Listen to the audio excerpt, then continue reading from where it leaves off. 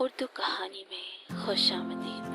آپ کے ساتھ رہے گی آپ کی ہوسٹ اجالا احمد۔ یہ ان دنوں کی بات ہے جب ہم گاؤں میں رہتے تھے۔ ہر طرف کھلے کھیت، صاف آب و ہوا، اچھا ماحول۔ ہم لوگ بہت اچھی زندگی گزار رہے تھے۔ ہر طرف کھیت لہلہاتے تھے اور خوشیاں جھومتی تھی۔ میرا رشتہ میری خالہ کے گھر طے ہوا تھا، جو ہمارے گھر کے بالکل پاس ہی رہتی تھی۔ خالہ کی ایک بیٹی بھی تھی، پروین۔ وہ میری بہت اچھی دوست تھی۔ ہم گھنٹوں کھیتوں میں جا کے آم توڑتے اور بیریاں چنتے اور ڈھیروں باتیں کرتے۔ پروین میرے بھائی جمال کو پسند کرتی تھی اور میں پروین کے بھائی خورشید کو پسند کرتی تھی۔ میرے ابو کی سرکاری نوکری تھی اور کھیت اس کے علاوہ، اس لیے ان کی بہت ٹھاٹ باٹ تھی۔ پھر میرے ابو نے پڑھائی بھی جاری رکھی اور انہوں نے LLB کر لیا۔ وہ ایک اچھے خاصے وکیل بن گئے اور ان کی وکالت چمکنے لگی، تو انہوں نے سوچا کہ وہ شہر میں شفٹ ہو جائیں۔ اس بات پہ میں اور میرا بھائی بہت افسردہ تھے، لیکن میری امی بہت خوش تھی کیونکہ میرا بڑا بھائی پہلے ہی لاہور میں رہتا تھا اور اس کو کھانا کھانے اور پکانے میں مسئلہ ہوتا تھا، تو امی کے آ جانے سے اس کا یہ مسئلہ حل ہو جانا تھا۔ لیکن پھر جو بڑوں نے کہا وہی ہوا اور ہم لاہور شفٹ ہو گئے۔ یہاں آ کر ابو نے بہت ترقی اور بہت کام کیا۔ میرا بھائی جمال اکثر اپنے گاؤں کے دوستوں کو یاد کرتا اور ان کو خط لکھتا تھا، اور اس کا دھیان ذرا بھی پڑھائی کی طرف نہیں تھا کیونکہ وہ دل میں پروین کو بھی یاد کرتا تھا۔ جب رزلٹ آیا تو وہ اچھے نمبر نہ لے سکا۔ اس پر میرے ابو کو احساس ہو گیا کہ اس کو پڑھائی میں کوئی خاص شوق نہیں ہے۔ انہوں نے اس کو ایک کریانے کی دکان ڈال کر دی اور سوچا کہ یہ کاروبار ہی شروع کر دے۔ بھائی نے کام کو جلدی سمجھ لیا اور اچھی خاصی شاپ چلنا شروع ہو گئی کیونکہ آس پاس کوئی اتنا اچھا سٹور موجود نہیں تھا، تو سٹور نے اچھی خاصی ترقی سٹارٹ کر دی۔ پیسوں میں بہت طاقت ہوتی ہے۔ بھائی کام میں اتنا زیادہ الجھ گیا کہ اسے ہوش ہی نہیں رہی۔ اس نے اپنے دوستوں کو خط لکھنا بھی بند کر دیا اور پروین سے بھی رابطہ ختم کر دیا۔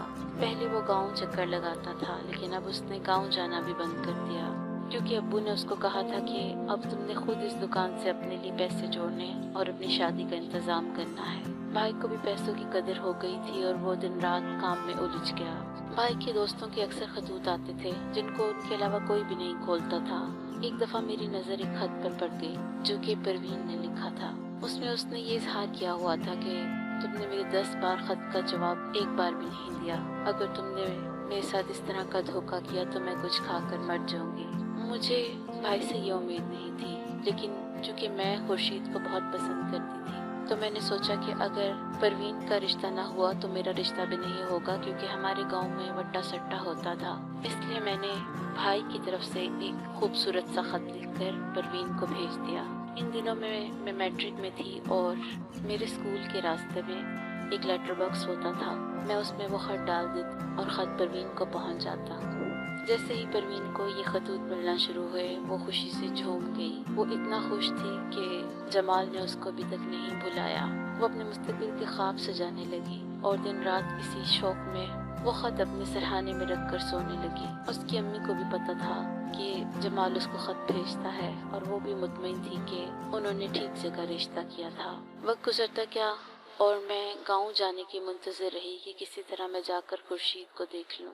انہی دنوں گاؤں میں ایک شادی آ گئی اور میں ضد کر کے گاؤں آئی۔ یہاں مجھے پروین نے بتایا کہ جمال اس سے ابھی تک خط لکھتا ہے اور وہ اس سے محبت کرتا ہے اور وہ بھی اس سے محبت کرتی ہے۔ وہ دیوانوں کی طرح باتیں کرتی رہی اور میں خاموشی سے سنتی رہی اور اس کو بالکل نہ بتایا کہ وہ خط میں لکھتی تھی۔ شادی کے بعد لیکن بھائی نے اپنے اسٹور پہ آنے والی خوبصورت لڑکی سے محبت کر لی۔ اس پہ اس طرح سے فریفتہ ہوا کہ اس کو کچھ بھی یاد نہ رہا۔ کوئی سوچ بھی نہیں سکتا تھا کہ وہ اپنی بچپن کی محبت کو چھوڑ کر ایک نئے عشق میں مبتلا ہو جائے گا۔ جب امی نے اور بڑوں نے، گھر والوں نے بھائی سے شادی کی بات کی تو اس نے صاف انکار کر دیا۔ اس کے اس طرح صاف انکار سے سب لوگ بہت حیران ہوئے۔ اس نے نہ صرف انکار کیا بلکہ ماں باپ کی مرضی کے بغیر جا کر انیکا سے شادی کر لی۔ انیکا وہی لڑکی تھی جو اس کی شاپ پہ آتی تھی۔ اس کی شادی کا سن کر پروین پہ اتنا برا اثر ہوا کہ اس نے وہ سچ کر دکھایا جس کی وہ دھمکی دیتی تھی۔